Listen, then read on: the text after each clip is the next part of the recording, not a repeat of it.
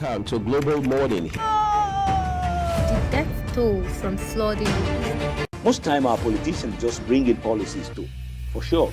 Incidentally, we have several more stories. The legislature was carefully crafted to 22.2% inflation rates as of April this year. What does that say about where we are as a country? I think Nigeria has resorted to being resilient. Before you call a police station, before they even leave, they'll take permission from. I don't think there's really anything on ground to improve. The struggle, the ASIS strike. You have done your work, you have put us to the wall. We are not your slaves. I'm not a small boy. You should have given me the report. I have not seen the report.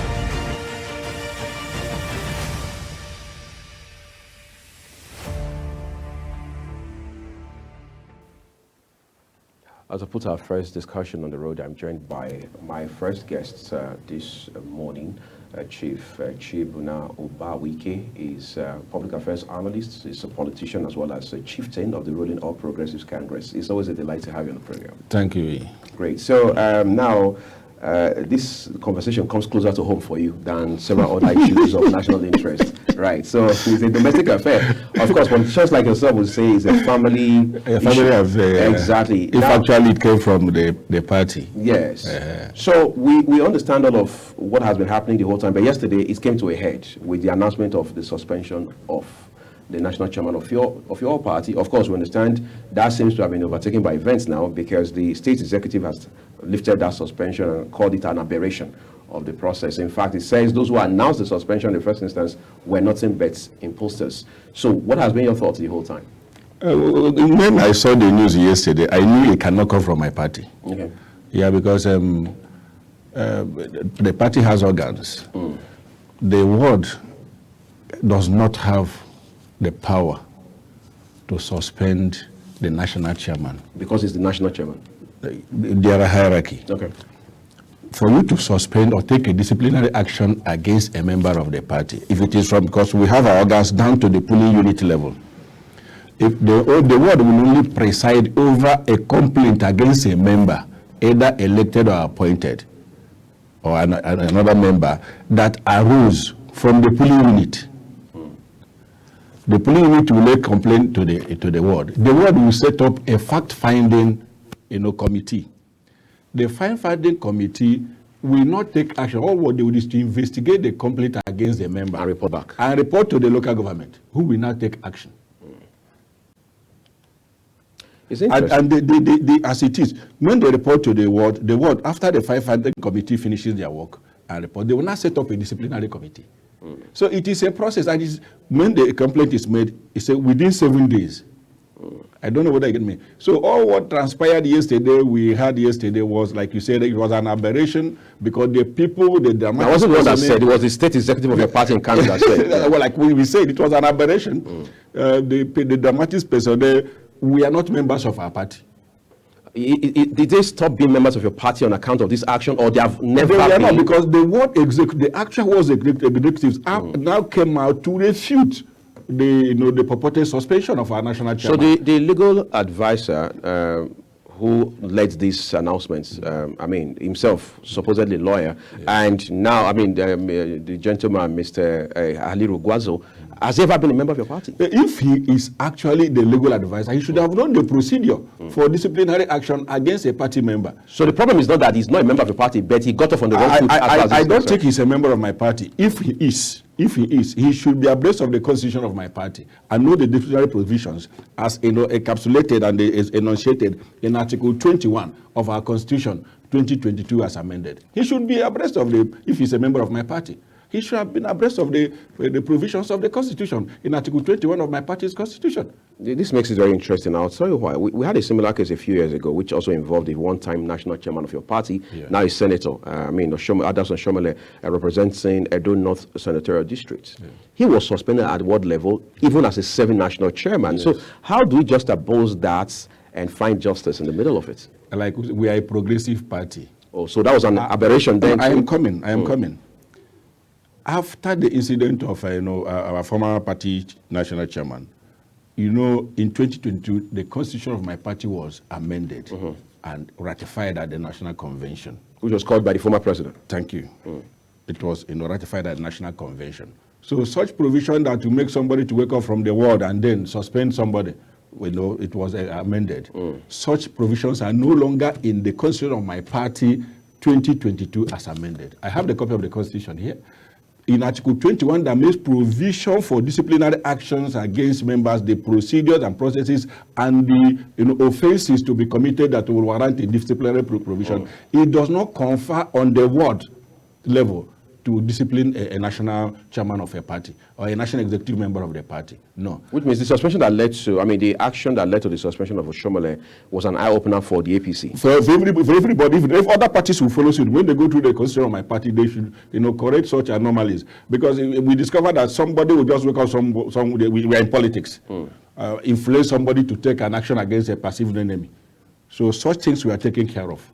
The ward level no longer has such power to do such things. In light of your amended constitution 2022, yes. But in light of all of this, let's see how the Kano state politics plays a very important role in this narrative, because this doesn't seem to just be an APC issue per se. It seems to be some peculiarity from Kano state as far as the politics of that state is concerned. So talk to us about that. It's the opposition. We all know that the incumbent government of the state is doing everything possible to he's persecuting the national chairman. So they are doing everything possible to ensure they they nail him.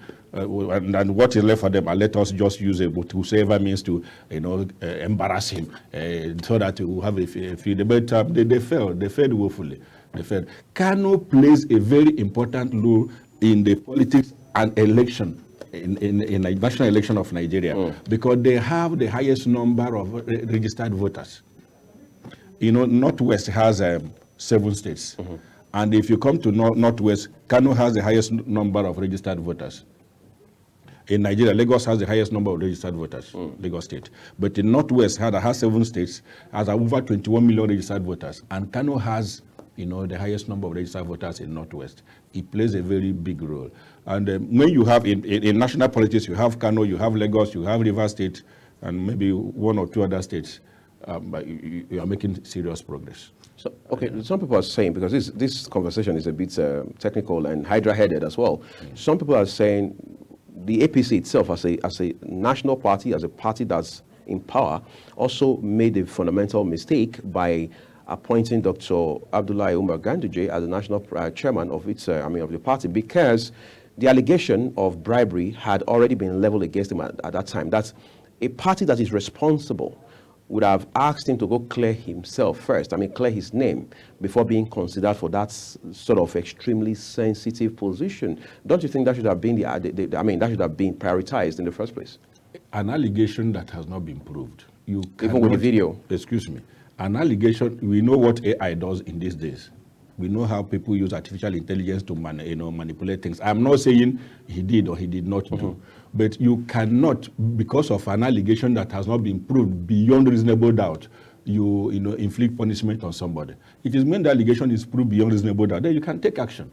I can allege something against you now and then. Somebody will punish you because, and later on if it is discovered that you are innocent, what happens? We see a lot of things in politics, a lot of mudslinging, a lot of throwing a brickbat, a lot of abuse, insults, slander in politics. Those are part of the things we see. And you know that the greatest weapon in politics is propaganda.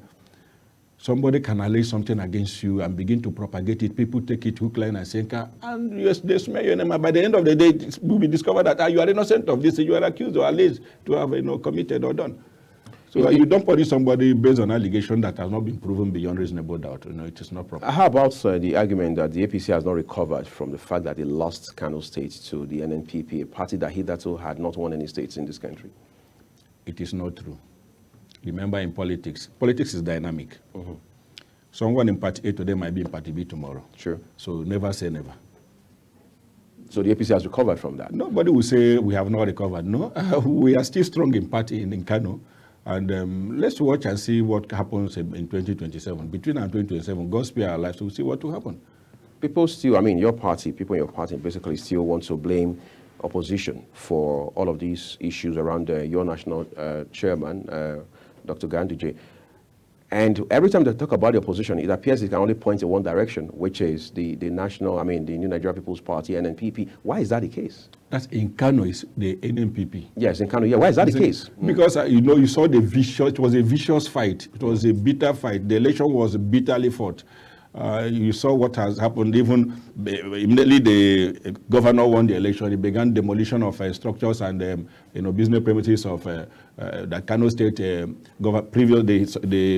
outgone government had a hand in allocating to people to build. And the people went to court and secured the judgment against 30 billion against the government to show how illegal the action was.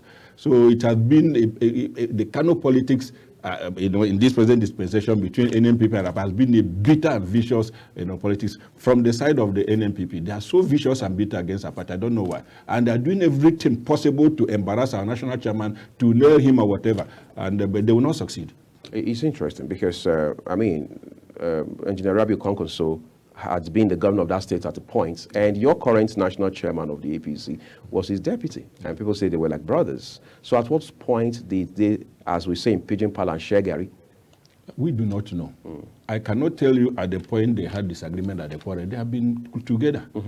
Our present national chairman was deputy to Kwankwaso, and they've been together. In his 2 terms as governor, he was his deputy.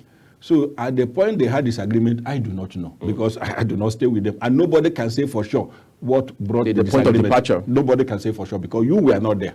Anything you are saying is a hearsay or a conjecture. But what transpired between both that they don't want to see eye to eye between them. They should, tell us. That's what I would say. Prior to the release of ministerial list by President Bola Tinubu last year, particularly between June and July, even up till early August, a lot of persons have said, look, we are beginning to see the presence, so much presence of Dr. Ganduje and Engineer Kwankwaso at the villa. So they thought it was a way of saying the president, Bola Tinubu, was going to intervene, wade into the matter, reconcile these 2 gentlemen. Was that actually the case at that time? Well, what I would say is that in partisan politics, you make consultations, there is alignment and realignment of forces.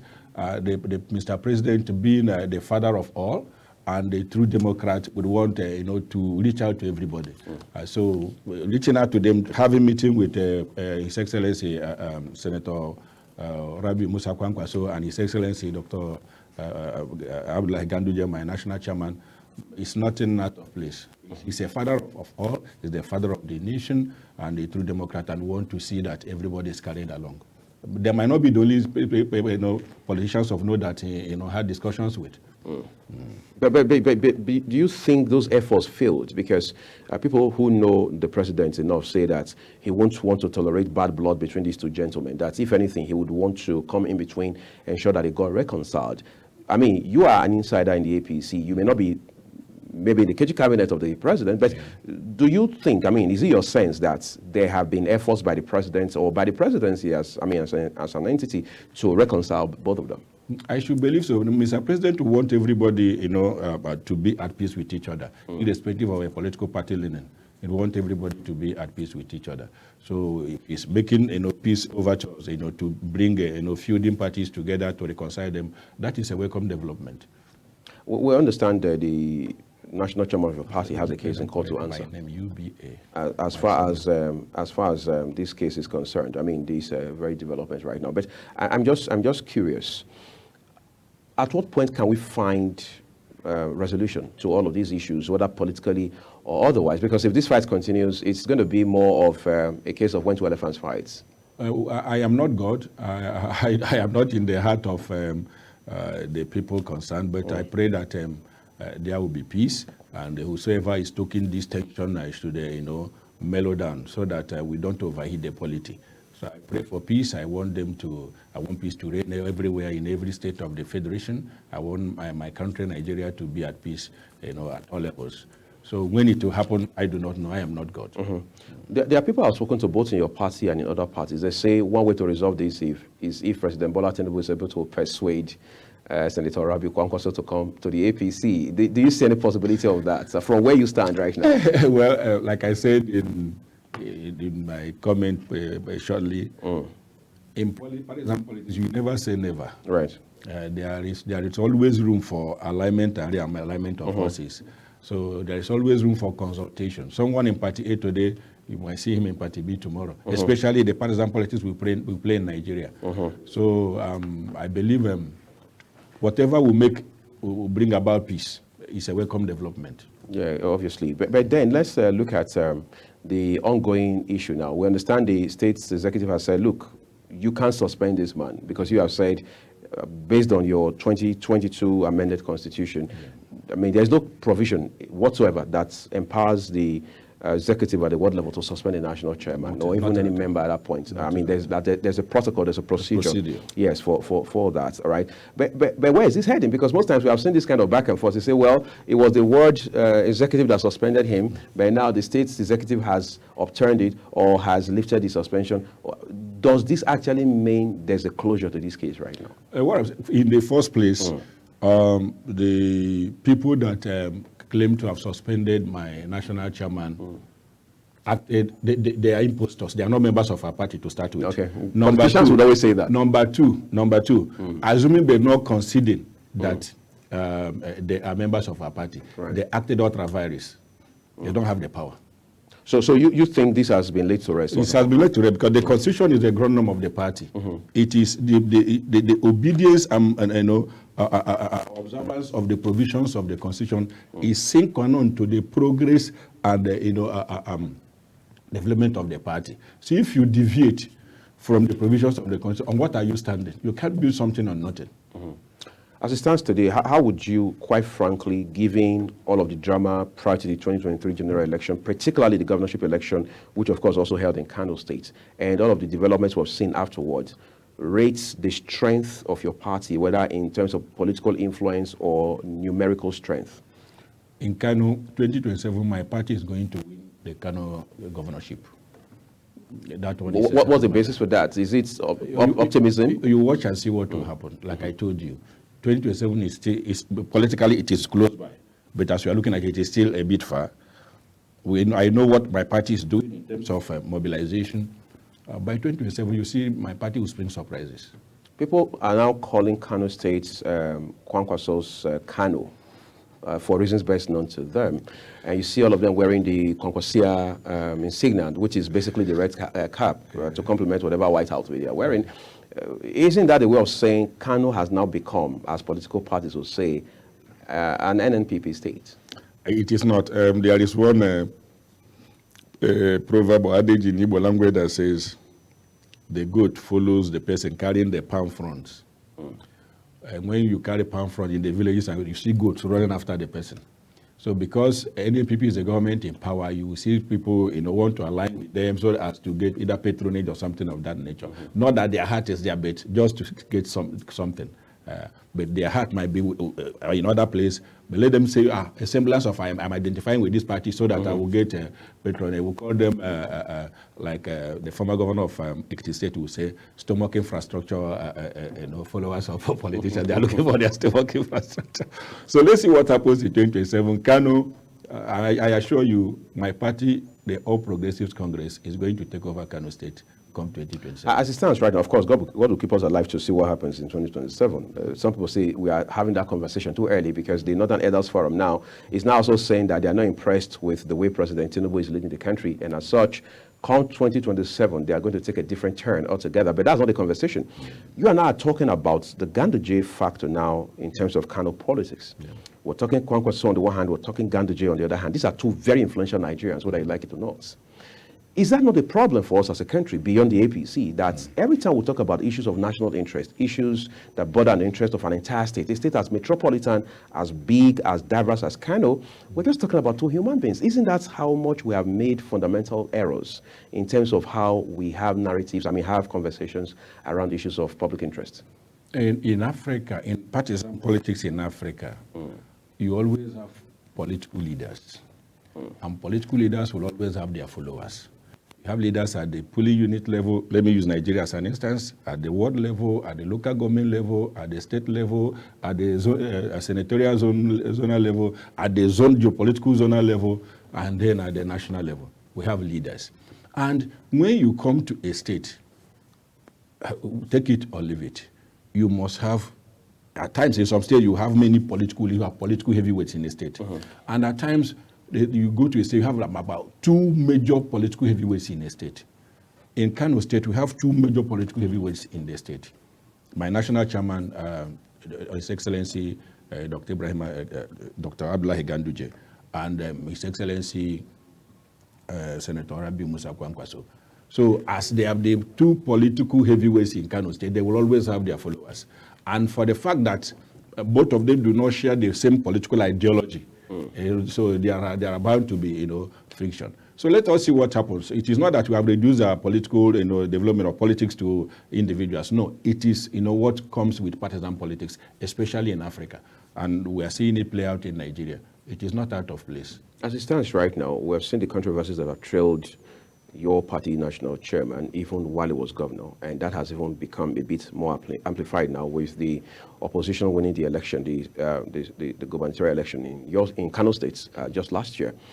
And then, of course, the national chairman of your party is in court to come answer for these allegations, as we call them. Of course, you said they are allegations, they have not been proven, and until they are proven, no action should be taken, no conclusion should be reached. But again, I want to ask you, to what extent does this bother your party, especially at the leadership level? I mean, to what extent does it bother your party? Or to what extent is your party unperturbed altogether about these developments? We are not bothered until the allegation is proved. We know that allegations are part and parcel of our political process.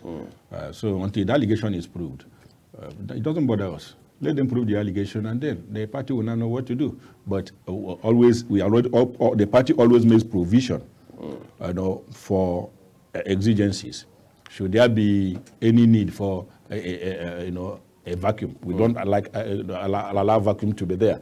There is always the show must go on. Thank you very much for succession. But I've not seen it going that way. Let them prove their allegation. I see it, and most members of our party who are sincere see it as political persecution. Let us do this and get this man out of the way so that 2027 will be just a roller coaster for us. But it's not going to be easy. It's not going to be like that. Let us see what the courts will come up with if the matter actually goes on in court, and then we'll take it off from there.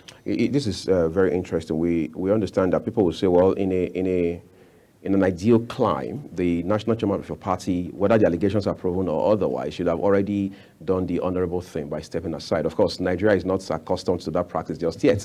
But in a system like ours, the governor is said to be the leader of the party at the state level. Of course, the president is the leader of the party at the national level. Yeah. So as it stands right now, President Bola Tinubu is the de facto leader of your party. It was the same thing when we had PDP in government at the federal level. So there's the expectation that President Bola Tinubu should be gentlemanly enough, for example, find the courage to say, yes, we're not saying you're guilty of these offenses. We're not concluding on you. We're not drawing conclusions.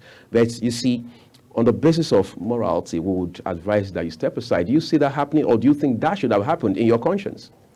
Like I told you, an allegation that you cannot punish me for something that someone alleged when it has not been proved beyond reasonable doubt. Even on moral grounds. What is the morality when you slander me? When you ask someone to step aside, you're not asking them to go to jail. No. You cannot. If you ask me to step aside, you are denying me my right, my privilege, right?